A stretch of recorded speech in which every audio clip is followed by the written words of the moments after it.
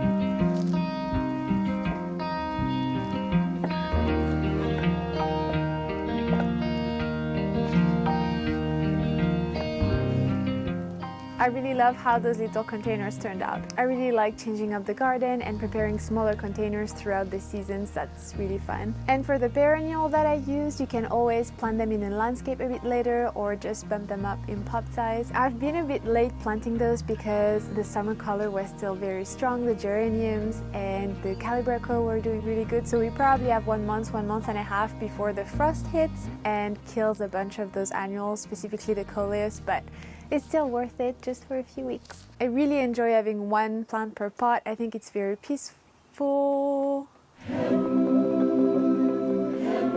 Thanks for watching and I'll see you next time.